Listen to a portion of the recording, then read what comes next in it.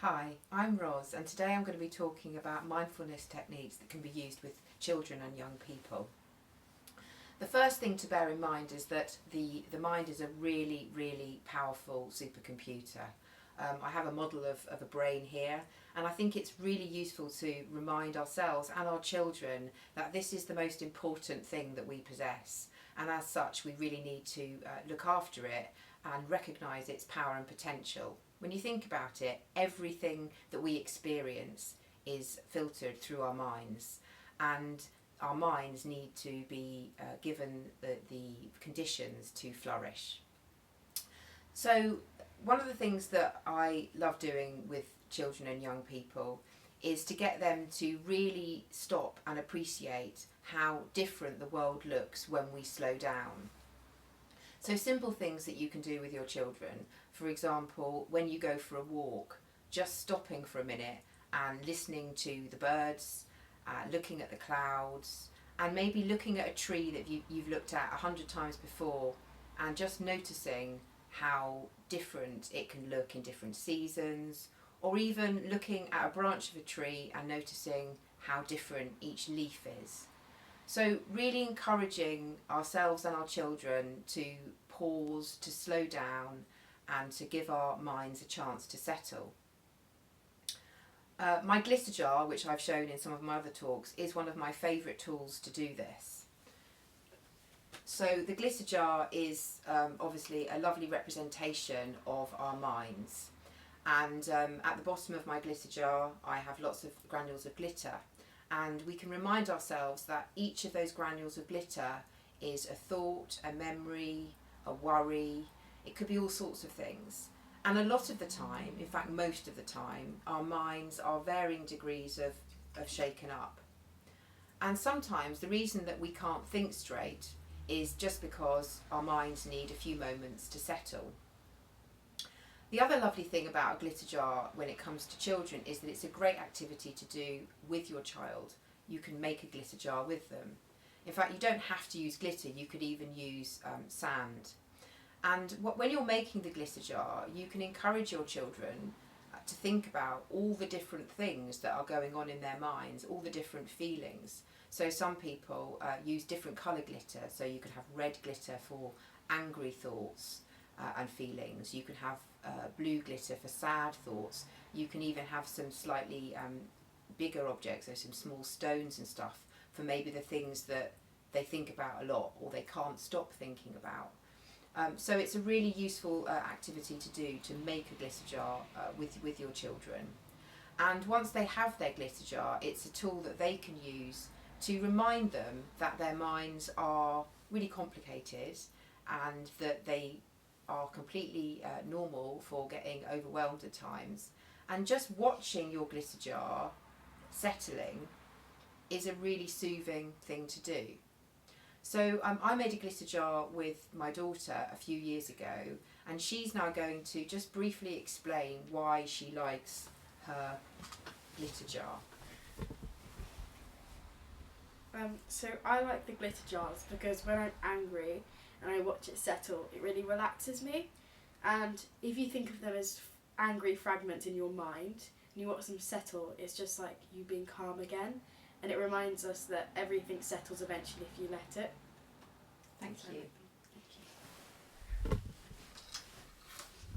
Another lovely way of trying to explain what the mind is like is to use ideas from the sea and the beach. And one of the ways I often explain mindfulness to young people is to talk about the fact that when we put a shell up to our ear, we can hear the sound of the sea. And when we practice mindfulness, it's almost like when we stop, we allow ourselves a moment to listen to what's going on inside ourselves. The other thing about the sea is that it can be very, very stormy on the surface, like our minds, but if we again just sit for a little bit, then the more deeply we go inwards, the more still it can be. So the sea and shells is another lovely way to talk about the mind with our children and young people. Mindful colouring has been a bit of a popular activity, And really, mindful colouring is just colouring in. And the reason it's called mindful colouring is because when we do anything and we focus on one thing at a time, we are effectively being mindful. Most of the time, we do things, we have other stuff going on inside our heads. So colouring is a lovely thing to do because it tends to hold our concentration and give us something lovely to focus on. And with shells in mind, a really lovely activity that I've done with children is just to get them to colour in their shells. So obviously you may have some shells lying around at home, and it can just be a really nice thing to do to just get children to colour in shells. So that's another suggestion for you. Obviously we also have Brecon rocks, and similarly if you paint or draw on rocks, it's just another way of giving your children little mindful moments, allowing them to be creative and to just focus on one thing. Any activity that encourages young people to focus on their bodies and their breathing is always going to be helpful. And I'm going to just talk you through a couple of those now. So the first one, it's one of my favourites actually, is to get children to really be aware of how it feels to be breathing. So with younger children, they'll just need their favourite teddy bear, and for older children, they can just use a cushion.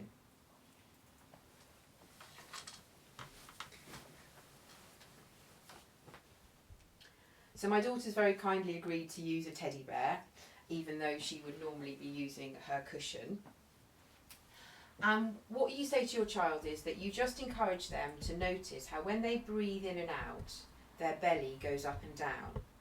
And the more deeply we breathe, the more relaxed we tend to be. And the more deeply we breathe, the more our belly tends to go up and down.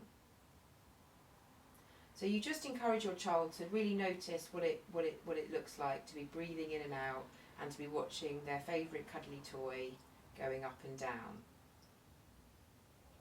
And what's lovely is that you can do this at bedtime, and you can say to your child that actually while they're doing this, they are rocking their teddy bear to sleep.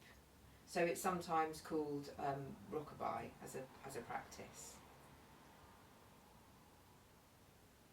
Now, some children like to be given a clear kind of target or guideline, so you could maybe say, try and rock your bear 10 times up and down. And then perhaps ask your child how they feel having done some more deep belly breathing.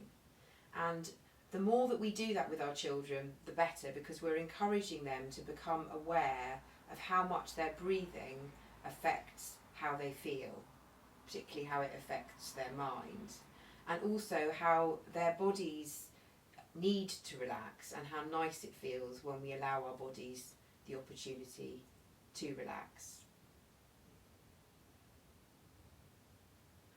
So I'm now going to demonstrate mindful hugging, which is my absolute favourite activity to do. It's a really great reminder to us that mindfulness is not just something that we do when we're stressed or anxious, and that when we do something intentionally and with awareness, we tend to enjoy it more. And the idea of it is that you hug a person, and as you are hugging, you both focus on your breathing. So usually one person will say that they're going to lead on the breathing, and then the other person will follow. So you become really aware of how the other person is breathing and also how you are breathing. And usually what happens is as you're hugging, you can feel your bellies touching at the same time as you inhale and your bellies expand. And often your breathing and the person that you're hugging's breathing will just slow down in sync. So it's a really lovely thing to do, especially when children are a little bit overwhelmed. It's often lovely if you let the child lead on the breathing as well, because it then gives them a sense of agency and control, and it helps them to feel listened to, I suppose, is probably what's happening with it. So as I say, absolutely lovely thing to do, and I hope that you will give it a go. I'm now going to get my daughter to just demonstrate what it looks like, and then perhaps she will talk about how it feels for her afterwards. So I'm going to follow you, okay?